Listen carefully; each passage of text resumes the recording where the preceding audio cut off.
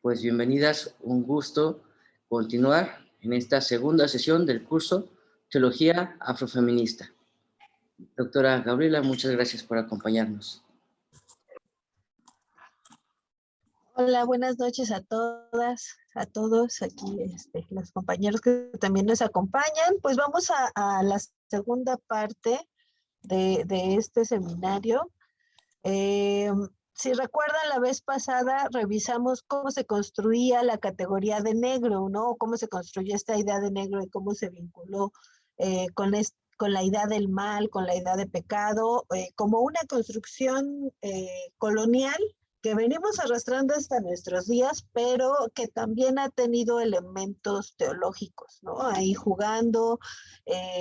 Aquí rápido vamos a recordar un poquito, ¿no? La idea de la maldición de Canaán, eh, también las discusiones en torno a si se tenía o no se tenía alma por parte de las poblaciones esclavizadas, etcétera, ¿no?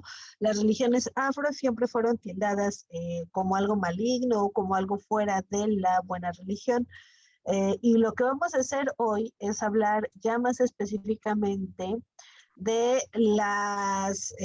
si la sesión anterior hicimos una revisión histórica amplia para ver de dónde venía esta idea de lo negro, cómo se construyeron las jerarquizaciones raciales a partir de ciertos discursos teológicos. Esta vez lo que haremos será revisar cuáles son las principales influencias sobre las teólogas negras, ¿no? Sobre la teología negra. Y la cuestión acá es que hay muchas, así que también o son varias cosas las que se han tratado de conjuntar dentro de las teologías feministas afro. Si tuvieron tiempo de revisar la lectura que fue asignada para esta sesión, la primera y la que ocupamos más espacio durante esta investigación de María Almena, que es una de las teólogas afrofeministas que leeremos también en las siguientes sesiones, es la Black Theology o la teología negra.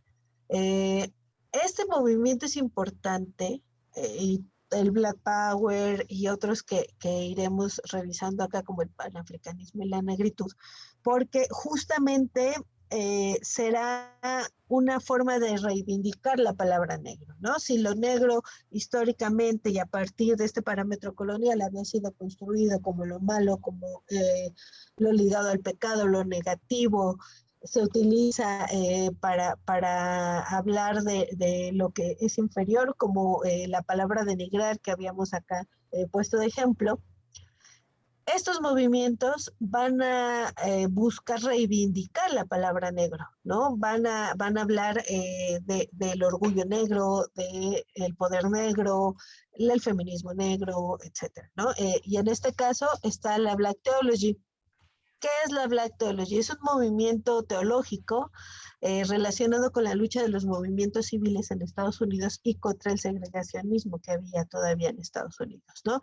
Después de la abolición de la esclavitud, van a surgir todavía muchos espacios en donde van a estar segregadas las poblaciones. La división entre norte y sur en Estados Unidos va a ser ahí todavía latente, en cuanto el sur va a tener muchos espacios en donde todavía no se permitía la entrada de población afro, mientras en el norte el segregacionismo no era tan marcado porque incluso ya se les había considerado el derecho al voto, etcétera. Sin embargo, las condiciones económicas todavía se encontraban y se encuentran en una situación distinta a la de la población blanca, ¿no? Entonces, bueno, aquí en la Black Theology vamos a encontrar como figuras principales ligadas a los movimientos a los movimientos civiles y contra el segregacionismo, contra la discriminación, a estas dos figuras que seguramente ustedes han escuchado alguna vez, Martin Luther King y Malcolm X. Martin Luther King era un pastor bautista y Malcolm X es un líder musulmán. Ellos eran, acá hay una imagen, en caso de que alguien no los ubique bien, y ellos aparecían como polos opuestos casi dentro de estos movimientos civiles, ¿no? Por un lado, Martin Luther King buscaba desde una teología cristiana, desde un discurso cristiano, movimientos civiles pacíficos que negociaran con el Estado norteamericano, ¿no? Por ahí se hablará mucho de la relación que tenía Martin Luther King con John F. Kennedy, por ejemplo, ¿no? Él va a ser ahí un líder importante que se va a contraponer un poco a la figura de Malcolm X. ¿Por qué? Porque Malcolm X va a tener una postura liberacionista, es decir, va a decir, nosotros tenemos que liberarnos de la opresión blanca, tenemos que separarnos de la población blanca, y tiene una postura mucho más confrontativa, mucho menos pacífica que la de Luther King. Él va a hablar de la Black Nation, de la nación musulmana, Muslim Nation, y todo esto va a estar ligado al movimiento del Black Power, que es justamente un movimiento de liberación negra en Estados Unidos, ¿no? Este movimiento de Black Power también va a ayudar a que se inaugure esto que Mariel Mena nos va a llamar o nos va a nombrar como la época de la teología negra formal, porque ya va a ser una teología escrita, ¿no? A diferencia de los periodos anteriores de Black Theology, de teología negra que nos marca Mariel Mena, en donde una de las características va a ser la oralidad y la comprensión y reflexión en torno a Dios a partir solamente la oralidad. Será después de estos movimientos en los 60, 70 que va a surgir una teología negra académica, escrita, de la mano de Cone, ¿no? Pero impulsada por este par, tanto Martin Luther King como Malcolm X. Lo más famoso que tenemos y que podríamos presentar como material teológico de Luther King o de Malcolm X son sus discursos, ¿no? Porque además eran discursos muy politizados, discursos masivos. Y en el caso de Cone, por ejemplo, él sí va a darle un toque más teológico y un toque que va a estar muy cercano a la teología de la liberación. De hecho, él va a llamar a uno de sus libros Teología de la Liberación Negra, ¿no? Un libro que sale, si mal no recuerdo, en 1970. ¿Qué más? Bueno, el caso, por ejemplo, de Luther King es curioso porque cuando asesinan a Malcolm X, va a ser un poco más o un poco menos moderado en su discurso, ¿no? No sé si se pueda decir que se va a radicalizar, pero sí va a ser mucho menos moderado y va a tener un discurso que se va a meter en asuntos más allá de la simple petición de reconocimiento estatal. Va a hablar de diferencias económicas, de diferencias políticas. Entonces, bueno, todo este movimiento del Black Theology, la Black Nation, el Black Power, va a ser una de las corrientes que más influyen dentro de las teólogas afrofeministas y de liberación específicamente, ¿no? Muchas veces los antecedentes de la Black Theology se pierden o aparecen solo desde el norte global, ¿no? Porque son muy visibles, porque ha habido todo un aparato cultural que pone el foco sobre ellos, pero también desde el sur global o países del tercer mundo, países en vías de desarrollo o como les quieran nombrar, a mí me gusta utilizar sur global, surgen también un par de propuestas que tienen que ver con pensar la liberación de la población afro, que además van a tener un impacto sobre la Black Theology y que no siempre se van a nombrar, ¿no? Una es el panafricanismo y la otra es el negritud. El panafricanismo es una corriente ideológica que va a buscar un retorno de las personas negras hacia África, ¿no? África como la gran madre, el gran territorio del que todas estas poblaciones fueron secuestradas. Y van a tener un antecedente ahí interesante en 1851, cuando se funda Liberia, ¿no? Son un montón de personas que fueron esclavizadas o son hijos de esclavos que van a regresar a África y van a fundar Liberia cerca de Sierra Leona. Aquí uno de los principales pensadores y líderes es Edward Wilmot Blyden, que además él era un reverendo, ¿no? Entonces, la cuestión de la liberación está siempre muy ligada a las cuestiones religiosas, ¿no? Una de las palabras que vamos a encontrar constantemente, tanto en las teólogas afrofeministas como en los antecedentes de la Black Theology, el panafricanismo o la negritud, va a ser la idea de liberación, pero siempre ligada a un proceso mesiánico, ¿no? Como una promesa de libertad, de movimiento, de liberación. Nunca están pasivamente esperando el destino dado por Dios, ¿no? La relación con Dios va a tener esa característica de movimiento, esa característica de buscar otra cosa que no sean las condiciones de esclavitud. Y bueno, este experimento de Liberia fue como una de las primeras, ¿no? Insisto, además ligada a un reverendo.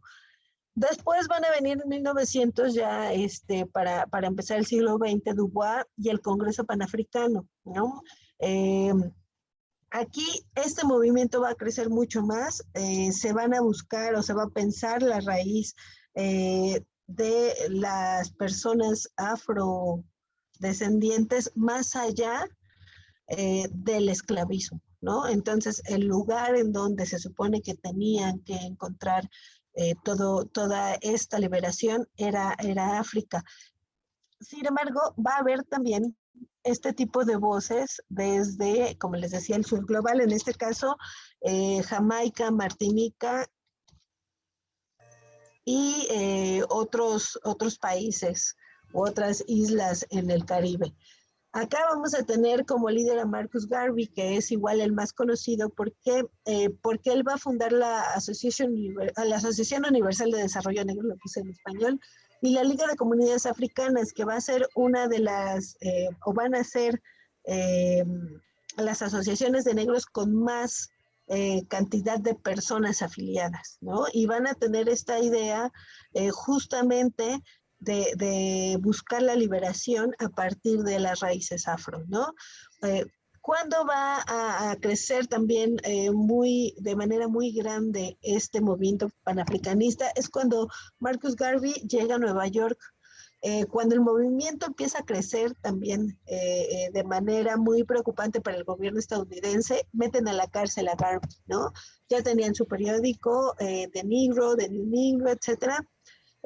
Y lo van a acusar de evasión de impuestos. Entonces lo meten en la cárcel, después va a ser expulsado de Estados Unidos, muere en Reino Unido, pero lo que él va a lograr es una articulación entre un montón de personas que tenían como esa necesidad de voltar a ver a las raíces, a los ancestros, y sobre todo a tener presente esta idea del orgullo negro. La frase Black is beautiful, que después va a ser retomada por las feministas negras, lo negro es hermoso, va a surgir de Marcus Garvey, ¿no? Black is beautiful. Era una situación de orgullo, era una cuestión de tener presente a otra belleza más allá de la belleza blanca, de tener un orgullo más allá del orgullo blanco.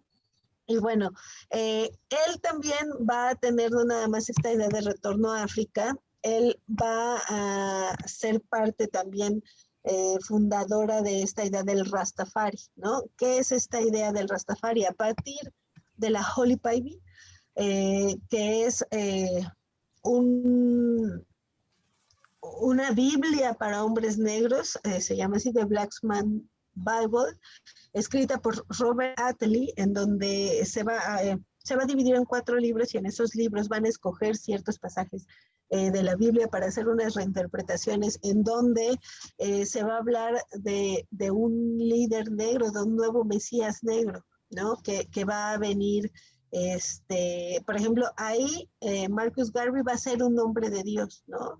Y ahí van a esperar que Haile Selassie, que después será este líder Rastafari, llegue a gobernar Etiopía, ¿no? Aquí está Marcus Garvey, aquí está este señor Selassie, que se esperaba que fuera el gobernante de Etiopía como cumplidor de una profecía para la liberación negra, y esto de acá abajo es el símbolo panafricanista, ¿no? También acá traigo algunas imágenes del partido de las Panteras Negras y del Black Power, de cómo se estaban dando estos movimientos de orgullo negro, ¿no? Y de búsqueda de liberación de la población negra. Además del panafricanismo, que les digo, surgió del Caribe y a lo mejor fue mucho más visible cuando llegó a Nueva York, pero tiene sus raíces en el sur global. También tenemos a Leopoldo Signor, que es de Senegal, a MSCR, que son dos personas que van a estar ligadas a este movimiento de la negritud. ¿Qué es el movimiento de la negritud? Es también un movimiento de orgullo negro que se va a desarrollar en el paso de Señor y de MSCR en París, ¿no? Ellos van a empezar a entender la diferencia de su ser negro cuando salen de sus países de origen, Senegal y Martinica.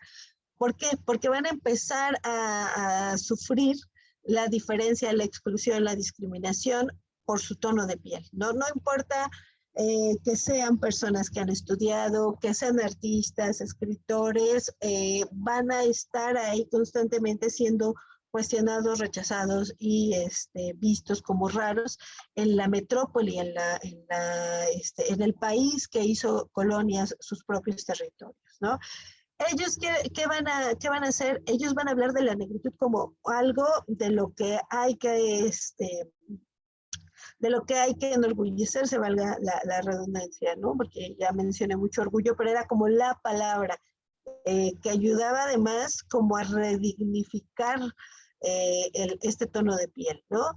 Ellos, por ejemplo, estaban contra la asimilación de la población negra y tenían un rechazo a la situación colonial tanto de los países del Caribe como de África, ¿no? Y ellos van a decir, la negritud es una experiencia compartida. No importa si vienes de Senegal o vienes de Martinica, hay una experiencia que nos hace iguales, que es la experiencia de la negritud y tiene el origen común de África. En este mismo tenor va a estar Frantz Fanon, ¿no?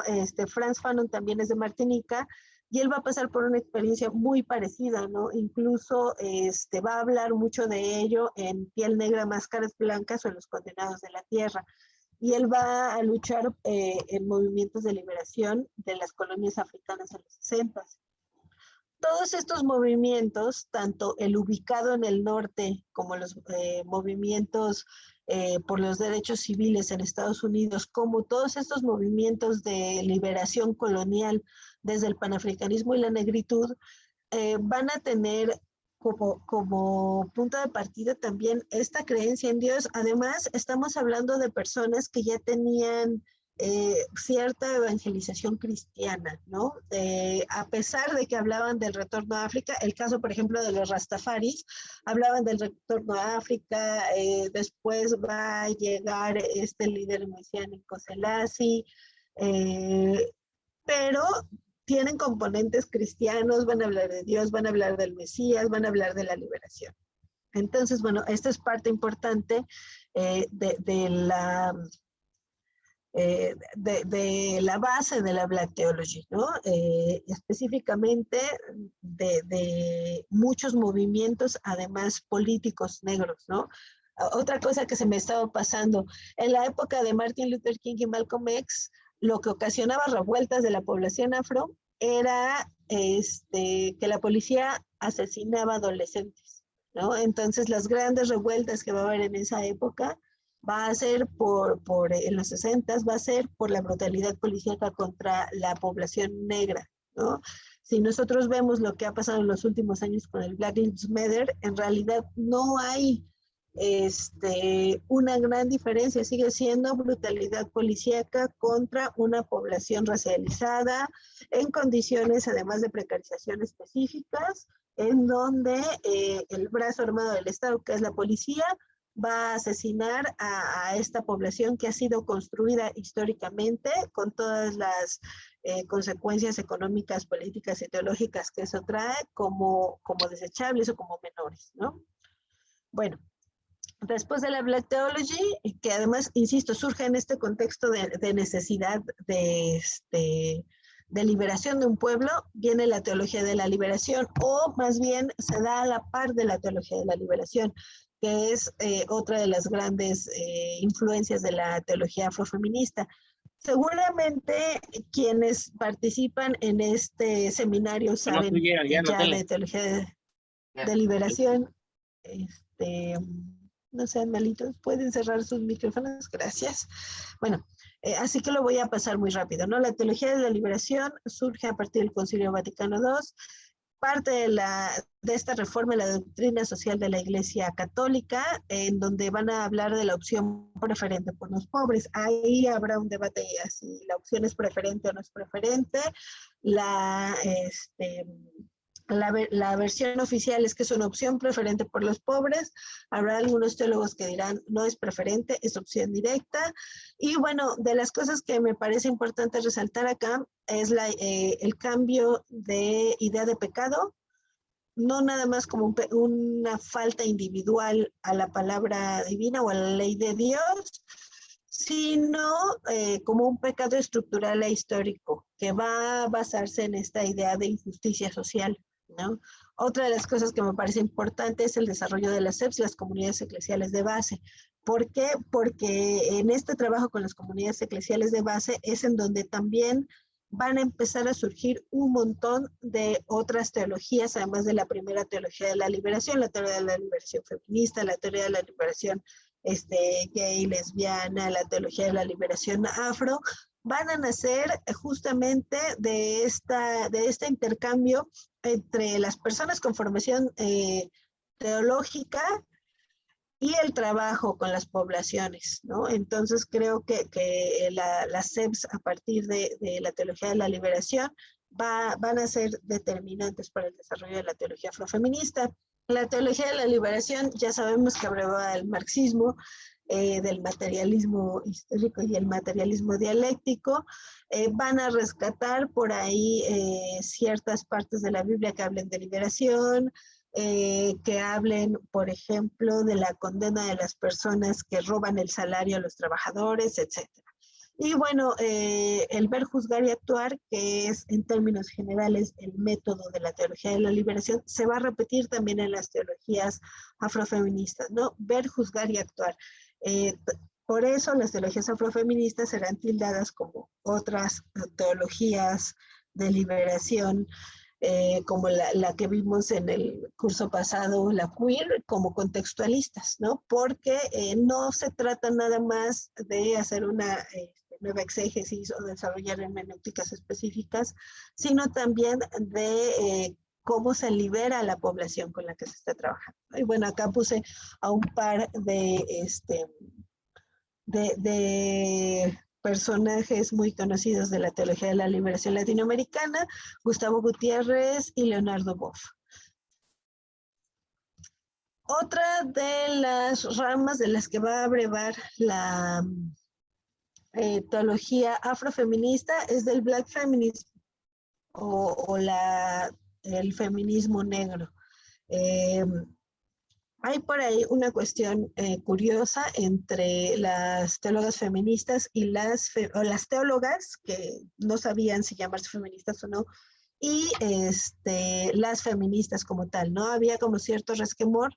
Sin embargo, en el Black Feminism probablemente sea una de las luchas en donde esto se dio de manera mucho más orgánica, es decir, cuando empezaron a surgir las iglesias negras a finales del siglo XIX, principios del siglo XX, muchas de las actividades de las poblaciones negras se dieron alrededor de estas iglesias. incluidas la educación, ¿no? El enseñar a leer y escribir o los procesos de alfabetización de la población afro en Estados Unidos pasaron por su cercanía con las iglesias negras, ¿no? Y en ese sentido, las mujeres también fueron educadas cercanas ahí, además de que recibían formación musical, etcétera, ¿no? Pero ¿qué es el Black Feminism? El Black Feminism es aquel feminismo que va a buscar un lugar de intersección para analizar opresiones, ¿no? De hecho, la interseccionalidad, un término que ahora se utiliza mucho incluyendo políticas públicas, que es uno de los cuestionamientos que ahora hacen las feministas afro más radicales, como esta apropiación del término interseccionalidad, ayudó mucho en su momento para pensar las distintas formas en las que los distintos sistemas de opresión van a formar estructuras, ¿no? Y en realidad, si lo pensamos, cualquiera de nosotros, de nosotras, está inmerso en estas estructuras. ¿Cuáles son? Primero, el capitalismo, que va a estructurar a la sociedad en términos de clases sociales, ¿no?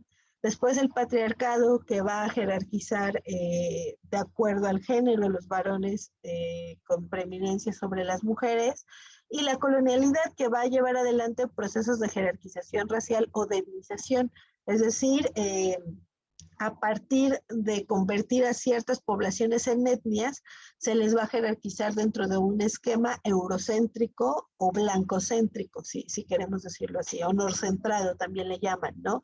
La forma en la que estas distintas formas de estos sistemas de opresión se van a imbricar uno con el otro, va a dar el lugar específico del que van a hablar las feministas negras, ¿no? Y este es el lugar de las mujeres racializadas, precarizadas y además puestas en el lugar más bajo de la sociedad por su tono de piel a partir de los procesos de racialización.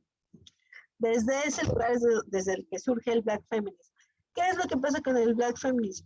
Son mujeres que no encajan en el feminismo blanco porque las demandas no van a ser las mismas. Hay cosas que las feministas negras les van a reclamar de forma muy directa y me parece muy clara a las feministas afro, ¿no?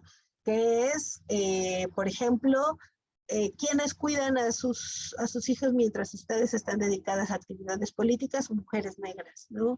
¿Quiénes hacen su ropa? ¿Quiénes no pueden acceder a universidad? Mujeres negras. Mientras las mujeres blancas tienen un lugar de privilegio distinto porque no están atravesadas por las cuestiones de colonialidad o de racialización, ¿no? Sin embargo, estas mujeres afro tampoco encajaban por completo en el movimiento de liberación negra. ¿Por qué? Porque se daba lo que se dio en muchos movimientos de liberación, obreros, etcétera, en donde se supone que los problemas de las mujeres están en segundo lugar, ¿no? Lo primero es la liberación del pueblo en general y no se ve los problemas de las mujeres negras en particular, temas de trabajo, de cuidado, de derechos reproductivos, ¿no? De disidencias sexogenéricas. Muchas de las mujeres o de las feministas afro también serán lesbianas, ¿no? Entonces no encajaban ni con el feminismo blanco ni con los movimientos de liberación negra. Entonces van a tener que crear el feminismo negro o el Black Feminism. Como les decía, van a retomar el Black is Beautiful y van a retomar la tradición de muchas mujeres que escribían poco después de los procesos de abolición de la esclavitud, ¿no? Incluso una de los discursos que van a retomar desde el Black Feminism es el discurso de Sojourner Truth, ¿acaso no soy una mujer?, en donde también se cuestionaba a las mujeres blancas el por qué las mujeres negras no eran reivindicadas como sujetos de derecho, como sí se hacía con otras mujeres y con otros varones.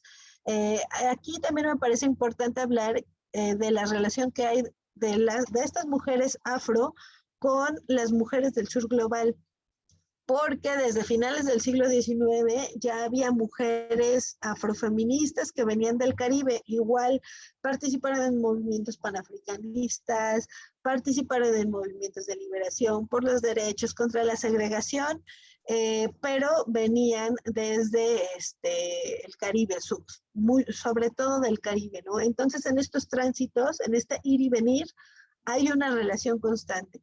Uno de los documentos importantes para el feminismo negro, les recomiendo, si pueden, que le echen un ojo, es también el manifiesto de Combahee River, en donde justamente van a hablar, bueno, es que nosotras estamos sujetas a todos estos tipos de opresión, ¿no?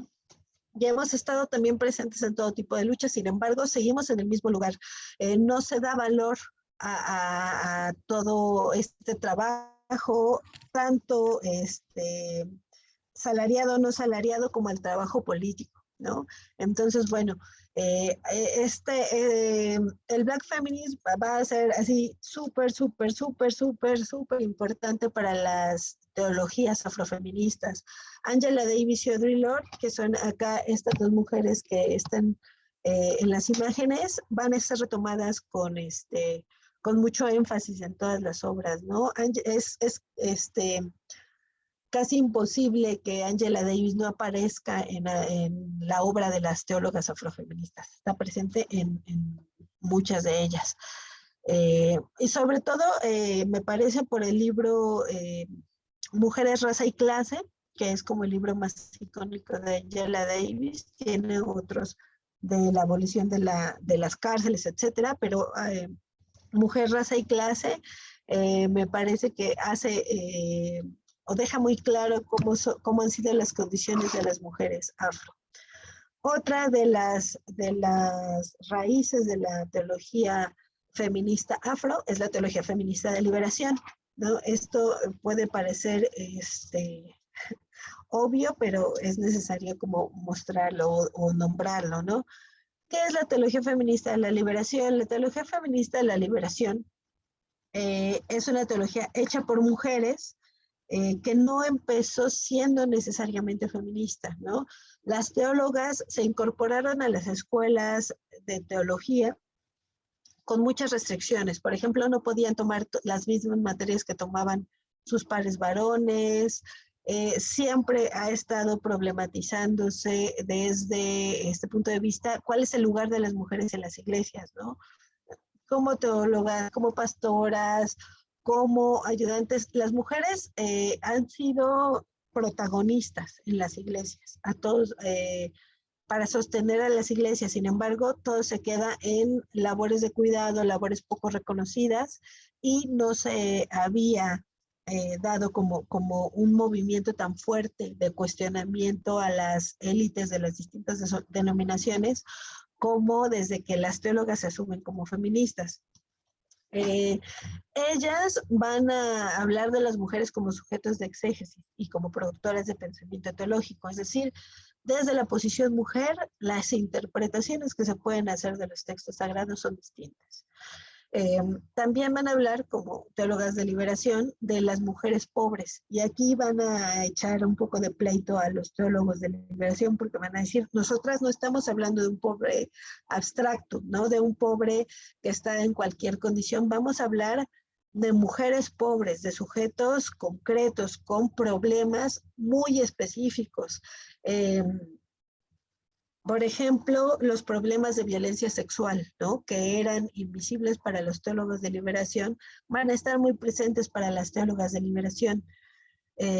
Los derechos sexuales y reproductivos que pasaban de noche para los teólogos de liberación van a estar muy presentes en la cuestión de cuerpo, de sexualidad, que van a abordar las teólogas feministas de liberación.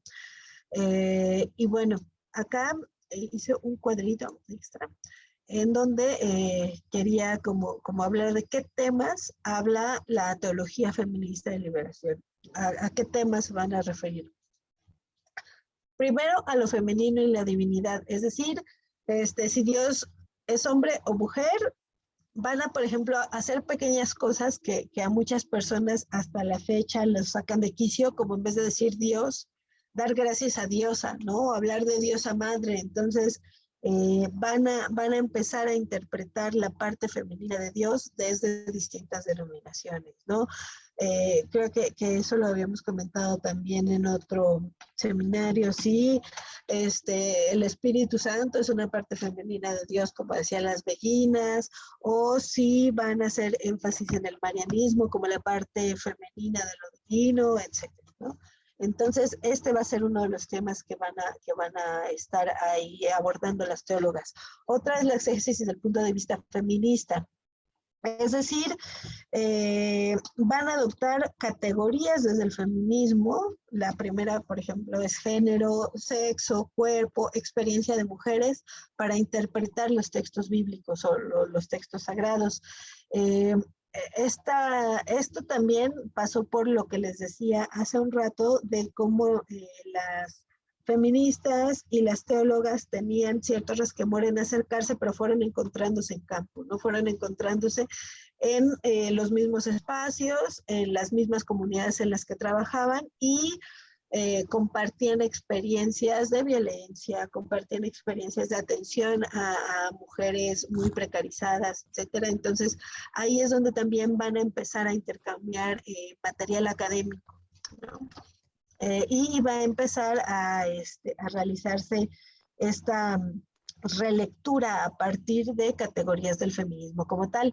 Las teólogas afrofeministas tomarán categorías básicas, pero también van a tomar esta idea de interseccionalidad del feminismo afro, ¿no?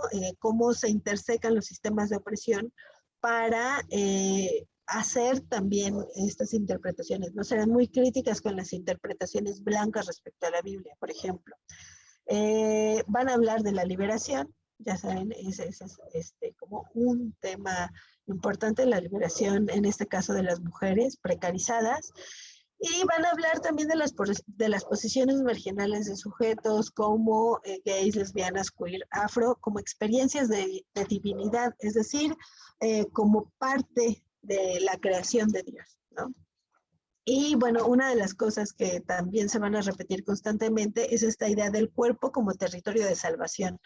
Es decir, el cuerpo contrario a las ideas tradicionales respecto al cuerpo pecador o el cuerpo como esta conexión con el pecado, con las tentaciones, es una idea distinta. El cuerpo como un territorio en donde va a vivir lo divino. ¿Qué estrategias van a seguir las teólogas feministas? La exégesis ¿cómo se llama? La exégesis histórica y sociológica, ¿no? Es decir, van a empezar a tratar de desmentir algunos mitos patriarcales a partir de los cuales se hace lectura de mujeres específicas en la Biblia, ¿no? Una creo que de las más tratadas de rescatar es María Magdalena, por ejemplo, ¿no? Entonces ahí se va a hablar cómo históricamente, no recuerdo exactamente qué papa va a decir que María Magdalena era prostituta, pero que en realidad era una de las apóstoles de Jesús, y ahí habrá discusiones históricas y teológicas respecto a este tipo de figuras, ¿no? Van a hacer un uso crítico de la historia, van a tener reflexiones teopolíticas. ¿Por qué? Porque no se puede pensar una teología neutra, ¿no? Todas las teologías o todas las discusiones teológicas tendrán una postura política detrás. Y van a seguir también con el método de la teología de la liberación, que es observar, juzgar y actuar. Dentro de las teólogas o dentro de las teologías feministas, no todo es encuentro, ¿no? También hay algunas discusiones. Una es la anticoncepción o esta idea del imperialismo anticonceptivo, como lo llama Elina Buola, que es esta idea de si se aceptan o no se aceptan los métodos anticonceptivos, si el imperialismo anticonceptivo responde a esta idea de la anticoncepción solo contra poblaciones racializadas o contra poblaciones precarizadas. Entonces ahí será un tema por el que incluso van a haber algunas algunos debates públicos. Eso fue un poco lo que le sucedió a Ivonne Guevara, que la van a entrevistar respecto a su opinión respecto a la interrupción del embarazo. Entonces ella va a hablar de las condiciones de las mujeres pobres. No va a decir abiertamente que está a favor del aborto, sin embargo, se va a interpretar así y va a ser castigada con un año de silencio, ¿no? Entonces lo que ella hace en ese año de silencio es hacer su segundo doctorado. Pero públicamente estaba castigada, ¿no? Entonces ahí habrá algunos castigos para las teólogas feministas. Después habrá, por ejemplo, algunas críticas en cuanto a la teología de mujeres de corte patriarcal, es decir, mujeres que son teólogas, pero que no van a hacer una ruptura o no van a hacer una crítica hacia los principales contenidos patriarcales o interpretaciones patriarcales de sus iglesias, ¿no? Entonces, no toda teología hecha por mujeres es teología feminista. Y otro punto de discusión que tiene que ver un poco con la denominación es el marianismo. Mientras muchas teólogas católicas...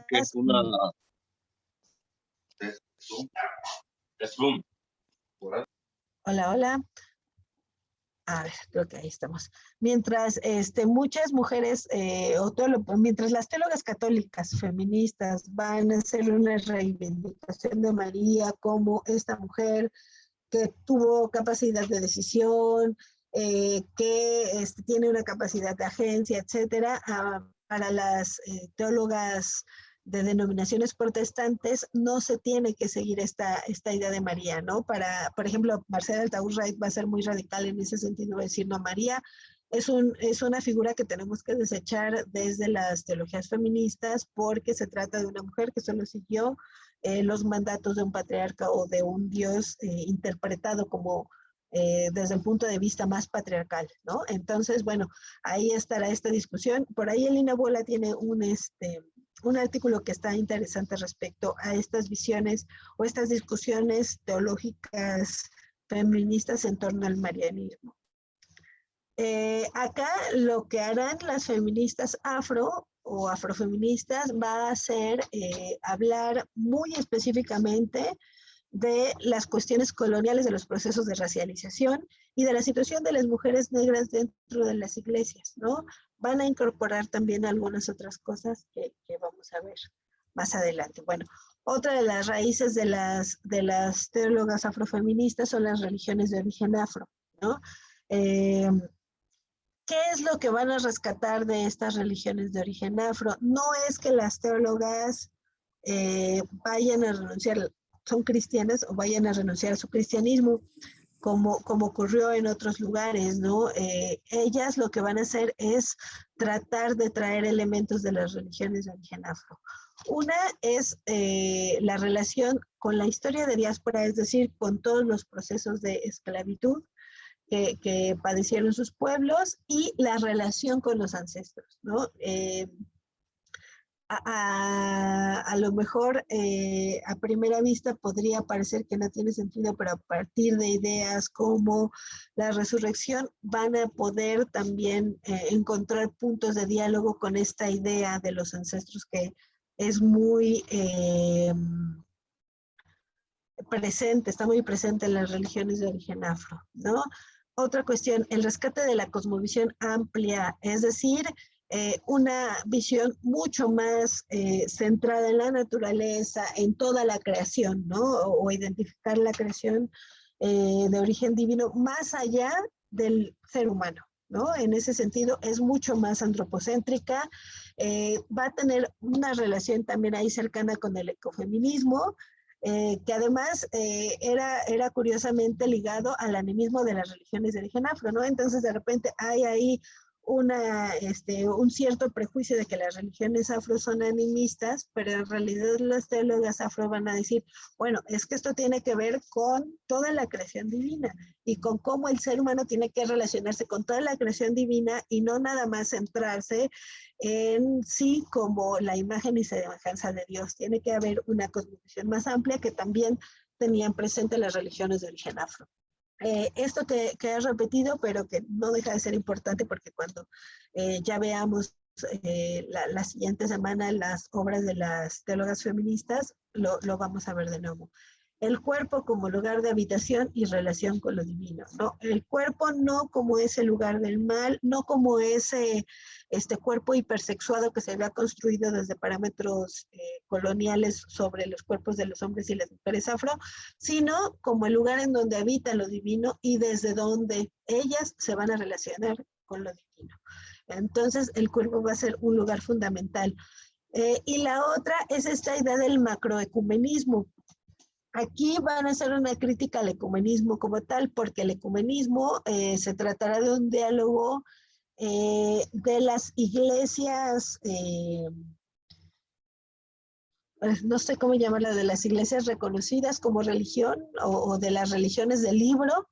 Entonces, el diálogo cuando se habla en términos de ecumenismo siempre es con de cristianos, con ortodoxos, con musulmanes, a lo mejor por ahí entran a veces los hindús, a veces pueden entrar los budistas. Sin embargo, lo que siempre queda como fuera de estos diálogos son las religiones de origen afro, justamente, ¿no? Por esta correspondencia que se hizo hacia lo diabólico, hacia lo malo, o hacia la brujería incluso.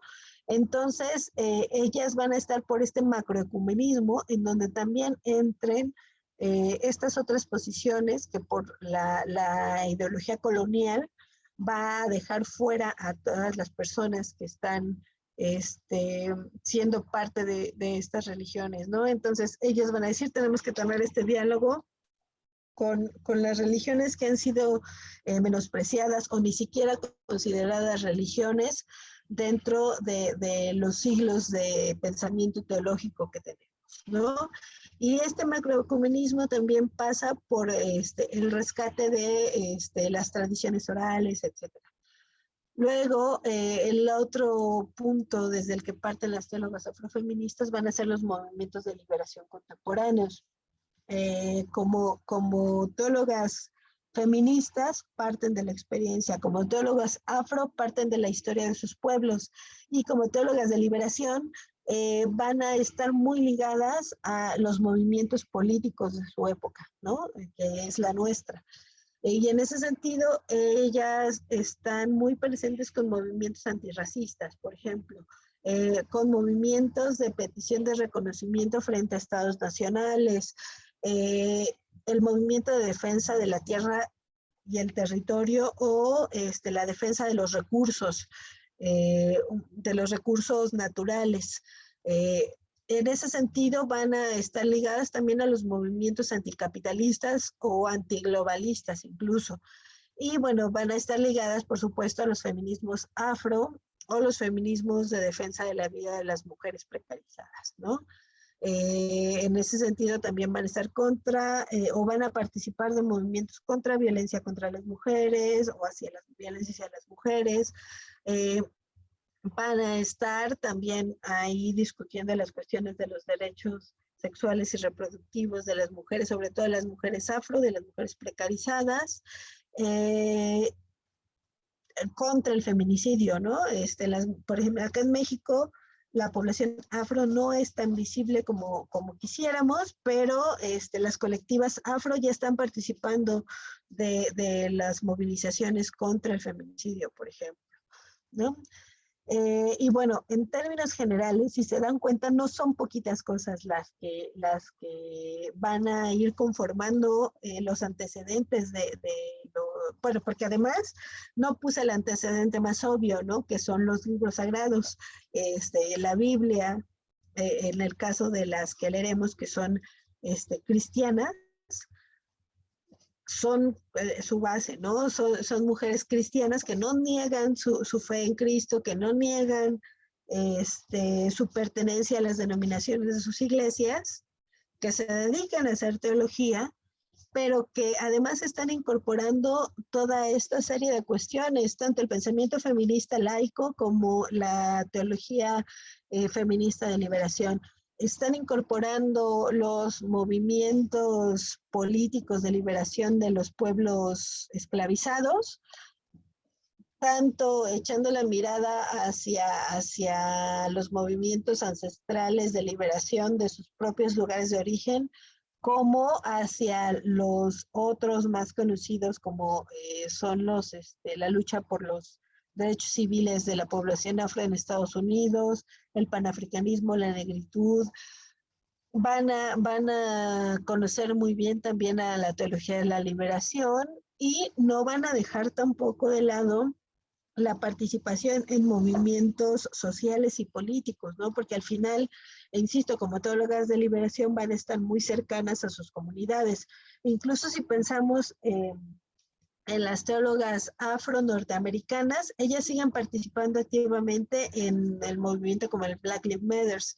Muchas de las organizaciones en las marchas o contra el abuso policial van a estar organizadas en torno a las iglesias negras todavía, ¿no? No se trata de asuntos históricos, se trata de asuntos o de experiencias que todavía pasan las poblaciones afro en Norteamérica y en buena parte del mundo, ¿no? A lo mejor si en Estados Unidos se están enfrentando a la brutalidad policial, acá el problema entre los raizales es la defensa del territorio, ¿no? Que los quieren expulsar de sus territorios. Entonces, en este sentido, la cuestión de emancipación o de liberación sigue presente en las comunidades, ¿no? Y las comunidades nunca abandonan su fe, incluso en los momentos más duros, ¿no? Si yo pienso, por ejemplo, en Colombia como uno de los países en América Latina que tiene más población afro, que han sido desplazados, que ha habido ahí este enfrentamiento FARC, narco, militares, paramilitares. Siempre hay presente ahí la, la, la fe, ¿no? A mí me queda, por ejemplo, muy claro cuando veía a los guerrilleros, pero que traían sus imágenes para protegerse, ¿no? Que eran sus imágenes católicas, pero que también ahí había como cierto sincretismo del que también nos va a hablar por acá María Almena, ¿no? La cuestión del sincretismo, la incorporación, la comparación, etcétera. Y bueno, antes de dar paso a preguntas y respuestas respecto a la lectura que ahí hicimos llegar a través de Mario, yo quería también hacer énfasis en una cosa.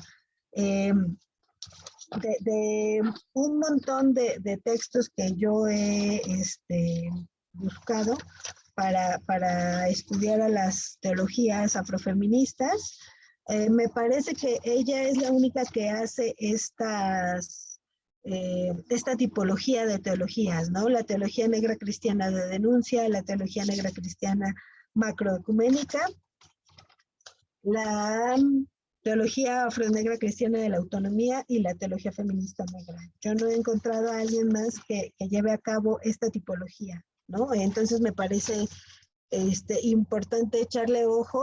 También quería que revisaran este texto para que nos diéramos una idea de cuáles son las distintas raíces de las que parten o van a partir las teólogas afrofeministas, que no son muchas teólogas, pero las que hay, o en el caso de América Latina, las que hay se nutren de todas estas cosas que estamos viendo igual muy por encima, ¿no? Pero bueno, no sé si hasta aquí tengan alguna pregunta, tengan ahí algún comentario puntual para completar esto que se presentó.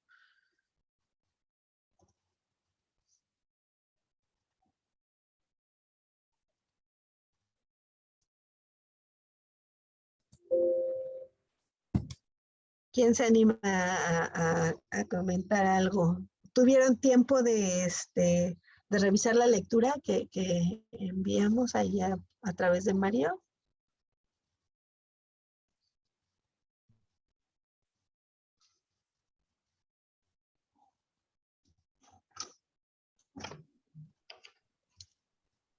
yo sí lo leí y me pareció interesante, atractivo, para formarse un panorama, y como está por, digamos, es todo un proceso y me pareció muy bueno para adentrarse.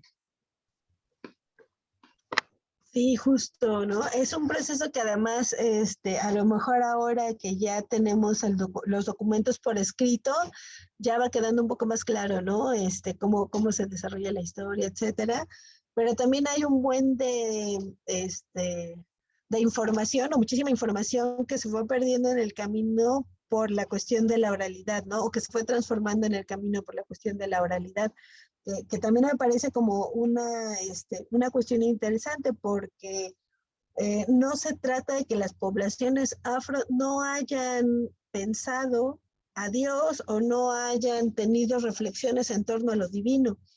Sin embargo, no tenían el instrumento escritura como se tenía en Occidente o en Europa Central, para poder ir dejando como estas reflexiones, ¿no? Entonces se transmitían de otra manera, tanto a través de historias como a través de los cantos, ¿no? Eso que mencionaba también la vez pasada, los cantos van a ser ahí una de las improntas que va dejando esta cuestión divina afro.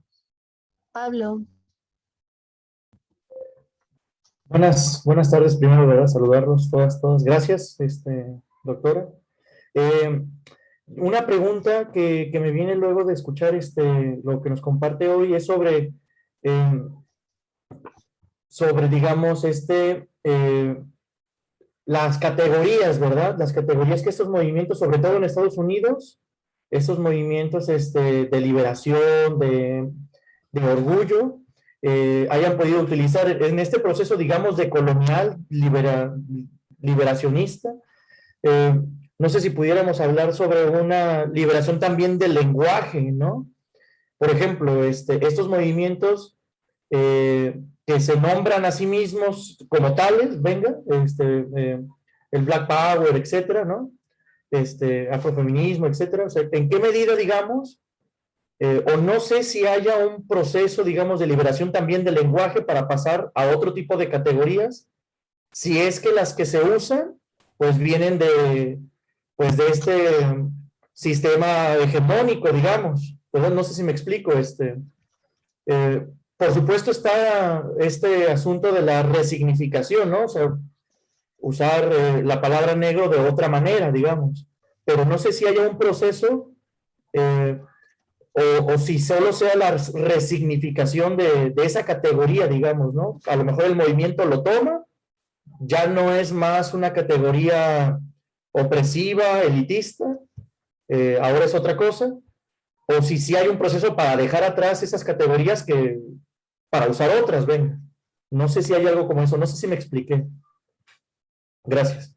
Sí, justo, fíjate que era un poco, también salía la vez pasada, ¿no? Si era correcto decirles negros o afros o de qué forma, ¿no? Y creo que esa pregunta nos la hemos hecho un montón de veces. El término afrodescendiente va un poco en esta consonancia del panafricanismo, ¿no? De hacer evidente que es población que tiene raíz en África, que fue secuestrada, que fue obligada a trabajar, sin paga, además, en términos de esclavitud. Entonces, hablar de movimientos afrodescendientes o de personas afrodescendientes tiene como sentido hacer visible la raíz, ¿no? De dónde vienen. Y esta cuestión de negro, me parece que lo que sucede es una reivindicación política de un término que se había construido como negativo. Es un poco lo que sucede también con el término indio o indígena, ¿no? Los pueblos originarios son originarios, ¿no? Cada uno tiene su nombre específico. No son pueblos indios, no son pueblos indígenas. Indio e indígena fue una categoría que se construyó a partir de los parámetros coloniales, que dijeron, bueno, ¿cómo les ponemos a estos? Les vamos a llamar se tenían que aprender no sé cuántos miles de nombres de pueblos originarios en América, ¿no? Entonces, bueno, no nos vamos a aprender los miles, vamos a llamarles a todos indios o indígenas, ¿no? Es una categoría colonial, que además va en consonancia con la categoría negro, ¿no? Porque eso ayuda a la jerarquización racial. El blanco, el indio, el mulato, el negro, y ahí van, ¿no? Ahí van poniéndole una jerarquía a cada uno. Cuando estas poblaciones se politizan en términos contemporáneos, además, ¿no? Porque movimientos de resistencia ha habido a lo largo de la historia. Sin embargo, utilizaban como su nombre local, ¿no? En muchos de los casos, o en el caso de la población afro que utilizaba cimarrón, o palenqueros, ¿no? Los que se escapaban y se iban a formar su comunidad, que le llamaban palenque, entonces los palenqueros o los cimarrones. Pero creo que el caso de negro pasa con lo mismo que con la categoría colonial indio o indígena, que para los movimientos de emancipación contemporáneo llevan una politización encima. Entonces, eso que servía para verlos de una manera menor, ahora va a servir como una reivindicación, ¿no? Somos negros y orgullosos de ser negros. Somos indios y orgullosos de ser indios porque tanto los mayas como los mazahuas, como los mapuches, hemos sufrido la misma cuestión de opresión. Entonces nos vamos a llamar movimiento indígena para que vean que somos un montón también, ¿no? Es como estos términos de reivindicación articulatoria. Somos negros porque somos igual en Veracruz, en el Caribe, en el Caribe centroamericano, en el Caribe insular, y los dominicanos que ahora viven en Argentina, ¿no? O los afroargentinos que quedan invisibilizados. Entonces, ¿cómo lo hacemos para saber que venimos del mismo lugar? Pues nos reivindicamos como negro, ¿no? Movimiento negro. Entonces creo que estas categorías coloniales son resignificadas, son retomadas desde un punto de vista político de articulación, ¿no? Pero igual llego a la misma conclusión de la vez pasada. Creo que lo más respetuoso es llamarles al movimiento como se está reivindicando, o la comunidad, ¿no? A lo mejor es una comunidad que no tiene la misma reivindicación que el movimiento más grande, no sé, el movimiento garífuna, ¿no? A lo mejor no quiere reconocerse como indio ni como negro, sino como garífuna. Entonces, llamarles como se estén denominando. Pero creo que sí, las dos acuden a lógicas distintas. El afrodescendiente es eso, ¿no? Es hacer evidente que tienen esta raíz africana, ¿no? Que va en consonancia con esta idea del panafricanismo. Y el negro es esta reivindicación más política, incluso confrontativa, ¿no? Entonces creo que más bien por ahí va. Y eso también va a tener ahí la resonancia teológica, ¿no? Teología afro o teología negra. Habrá quien lo llame de alguna forma y habrá quien lo llame de otra. Entonces está también interesante ese movimiento. Gracias, Pablo. Acá Carolina Argelia, sobre la religión mormona que considera a los negros como hijos del demonio. No soy especialista en mormones, pero sí tengo entendido también que los mormones consideran inferiores a las personas de piel afro. No sé exactamente cuál es ese argumento. No sé si tenga que ver con esta maldición de Canaán o con alguna otra, pero sí, tampoco sé, no soy experta en el libro del Mormón, no sé si se basa en una interpretación del Antiguo Testamento o en el libro del Mormón. Entonces ahí sí quedo a deber la explicación completa, Carolina. Si alguien acá lo sabe y puede echarnos la mano, lo agradecería mucho, ¿no? Brenda. Hola, pues es Hola. solamente un comentario para abonar a lo que comenta Pablo, ¿no? Bueno, me parece que cada, digamos, movimiento social, sea cual sea su raíz, comienza con reivindicarse desde el lenguaje, ¿no? Una vez que alguien tiene el poder de nombrarse, ¿no? De autonombrarse, se otorga el poder de existir, ¿no? Cuando tú misma le asignas un nombre o una categoría específica a tu realidad desde tu entendimiento, desde tus constructos ideológicos y etcétera, entonces le das el poder de existir, ¿no? O sea, solo, no sé, me parece como importante destacar eso, ¿no? Que todos los movimientos, considero, se reivindican, comienzan siempre, siempre desde el lenguaje, porque el lenguaje es el que da, pues eso, ¿no? El poder de existir, te nombras, entonces existes. Y ya, gracias. Claro, por ejemplo, ahí hay un trabajo de Judith Butler que se llama Lenguaje, Poder e Identidad, en donde ella va a decir justamente eso, ¿no? Quien tiene el nombre, quien tiene el poder es quien nombra. Entonces, ella va a basarse en la teoría de interpelación de Althusser, en donde va a decir, bueno, si a ti te dicen, hey, señora, y tú volteas, te está interpelando, quiere decir que hay algo de señora. Lo mismo cuando te ponen un apodo, ¿no? Entonces, si te dicen negro y tú volteas, ahí está, ¿no? La cuestión acá es, si quien te dice negro es la persona blanca que te quiere hacer sentir mal, haciendo evidente públicamente tu tono de piel, o si eres tú quien se nombra negro para decir, lo negro es bonito, ¿no? El black is beautiful, o lo negro es parte del orgullo, estoy orgullosa de mi tono de piel, es distinto. Entonces creo que es importante. Y fíjense, algo que se me pasó, que tenía presente decirles cuando hablaba del Black Feminism, hubo mujer que creo que también menciona por acá María Elmena, dentro de los movimientos que empezaron como feministas, pero que después dijeron, no, nosotras no queremos nada con el feminismo blanco y nos vamos a llamar womanist o mujeristas, ¿no? Va a haber teólogas mujeristas, incluso por ahí hay una teóloga cubana, Daisy, cuyo apellido se me va ahorita, que ella se llama teóloga mujerista, ¿no? Justamente para hacer una diferencia entre su teología hecha desde el punto de vista desde mujeres, que no tiene que ver con el feminismo blanco, ¿no? Entonces, también esas rupturas con el lenguaje hicieron que me recordara de esto, ¿no? El lenguaje implica incluso hacer estas distinciones entre, bueno, yo no soy feminista, yo soy una mujer racializada y me llamo mujerista, ¿no? Entonces, ahí otro ejemplo de cómo se utiliza el lenguaje en términos políticos de liberación que después van a tener también sus desarrollos teológicos. Que además, las mujeristas y las feministas no tienen, las black feminism no tienen mucha diferencia, ¿no?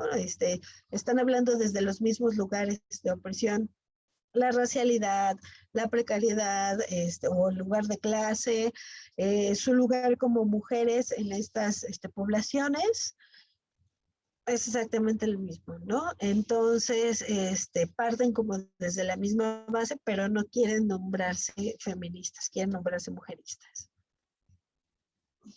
Exacto, el lenguaje de identidad, poder de nombrarnos y existir. Creo que también por ahí van como estas cuestiones de negro o de afro o de cómo me voy a llamar, ¿no?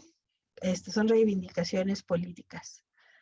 ¿Alguien más tiene alguna duda respecto a estas raíces? Nos vemos, Carolina, el próximo jueves. Ojalá que puedas venir. ¿Alguien más que quiera comentar, preguntar, discutir algo?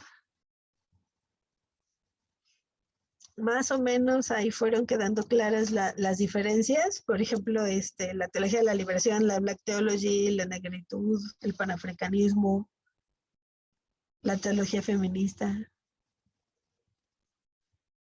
Porque yo luego siento que me hago bolas porque son mucha información y tengo que escoger exactamente cuál voy a tomar de cada una para presentar.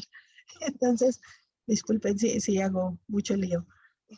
Por ejemplo, a mí me gustaría, pero yo sé que es una cosa de tiempo, que nos diera algo para leer como específico de cada una de esas corrientes.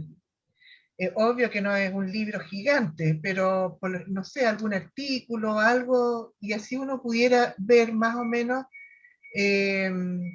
como las diferencias, los aportes, o sea, ver todo ese proceso, cómo va en el pensamiento y en la acción.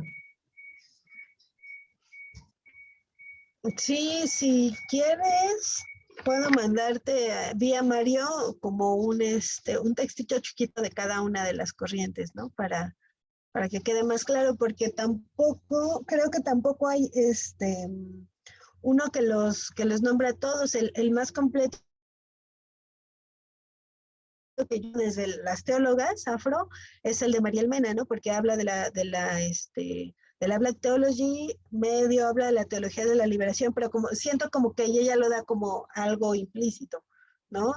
Y habla y no habla del feminismo negro. Creo que ahí es uno de los textos en donde no habla, pero hay otros en donde sí es más explícita en ese sentido, ¿no? Entonces, sí, si quieres ahí, luego te lo paso. Luego les paso algunos textos. Abro una carpeta de Drive y se la paso a María.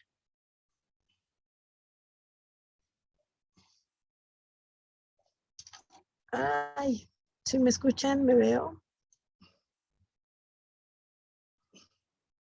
Ay, ya se mueven. Es que se me quedaron congelados y me asusté. Dije, ay, ya me sacó. Muy bien.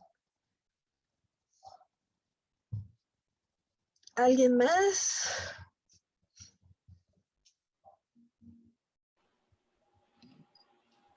Bueno, creo que no hay más comentarios. Nos veremos la próxima semana para la tercera sesión de este curso y la última, la cuarta, la podríamos tener el miércoles del próximo mes.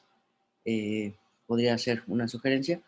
Y bueno, nada más en lo que comentabas, Gaby, no sé, por ahí estaba el tema de María Magdalena, que hoy se celebra la fiesta, y que varias compañeras también han participado en actividades hoy y también todo el mes. Y bueno, pues eso, ¿no? Como la importancia de, esta, de este reconocimiento que se le está dando en la Iglesia Católica, ¿no? Eh, como esta figura que ya estaba en la tradición del cristianismo de Oriente, del cristianismo ortodoxo, de cómo es apóstol entre los apóstoles, ¿no? Bueno, no sé si me pueden ayudar con ese término, pero bueno, creo que revoluciona la teología en los ministerios, ¿no? Porque se había considerado a los obispos como sucesores de los apóstoles, aunque no tendría que ser así, ¿no? O sea, en realidad los apóstoles fueron compañeras de Jesús, como nosotros mismos, ¿no? Pero creo que le da ahí mucho potencial. Mirna, no sé si quieres hacer también como un comentario, ¿no? Ok, pues Acá te dicen apóstoles entre los apóstoles.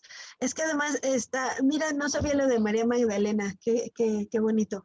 Y bueno, también pensaba en las diaconisas, ¿no? En Junia, el trabajo que están haciendo las teólogas afro está dada como en estos términos, ¿no? Bueno, es que está mal esta traducción y no era Junio, era Junia y era era diácona. María Magdalena no era una prostituta, en realidad es una interpretación de tal papa en tal año. Esas cosas que habían pasado invisibles, no nada más para la feligresía en general, a quienes nos llegaban ecos, sino para los teólogos, porque era algo que ni les importaba, no les pasaba por enfrente. Son investigaciones y son interpretaciones y batallas que han estado dando las teólogas feministas en las últimas décadas, ¿no? A mí me parece como súper importante. Y lo que están haciendo ahora las teólogas afro es un poco la reivindicación de estas figuras desde el punto de vista racial, ¿no? Bueno, hay un montón de figuras que nos han presentado como blancas, pero que en realidad, que están presentes en los libros sagrados, pero que en realidad también venían de África, venían de Medio Oriente, no eran blancos, no eran estas figuras italianas que nos presenta la iconografía. y bueno, o sea, también esto creo que se está dando de una manera masiva, ¿no? En estos días, o sea, de la mano del movimiento feminista de varios países, también estas celebraciones, ¿no? Como la de hoy de María Magdalena, y en medio de una discusión eclesial, ¿no? Ya las religiosas le habían pedido al Papa este papel de la mujer, ¿no? Dentro de los ministerios, y se ha hecho 2 veces esta comisión de investigación, pero creo que ya también con la fiesta, que es fiesta litúrgica, pues de alguna manera se está reconociendo. Falta seguir avanzando en eso, pero creo que sería muy interesante, ¿no? O sea, que justo está cobrando como una importancia general, porque sí es algo para festejar, ¿no? No es como un salto tradicional, es algo que tiene importancia para los movimientos sociales, ¿no? Y eclesiales hoy. Claro, y bueno, ahorita que mencionamos lo de las mujeres, creo que también es importante mencionar lo de la población afro, ¿no? La población afro sigue estando fuera de toda la estructura, o son muy poquitas figuras las que están dentro de la estructura eclesial, ¿no? Es una gran feligresía que no participa de los puestos más altos dentro de las jerarquías de las iglesias, ¿no? Sí, y bueno, también otro tema que tú mencionabas, pues este colonialismo que se da, ¿no? O sea, también muy fuertemente desde el cristianismo, o sea, que lo conocemos bien en América Latina, pero que también está muy presente en África, ¿no? Las estructuras jerárquicas en África muchas veces tienden hacia ese mismo, a prolongar y continuar, ¿no? Este colonialismo europeo. Uh-huh. Exacto, exacto. Siguen tendiendo al eurocentrismo y a la blanquitud. Pues bueno, doctora Gabriela, nos quedamos ahí también con las lecturas, ¿no? Para la próxima semana las compartiremos y continuamos con la segunda mitad de este curso, el próximo jueves y el Muy próximo mes bien, de la semana. Pues muchas gracias. muy bien, María. Te hago llegar las lecturas para que las circules. Gracias. Gracias, buenas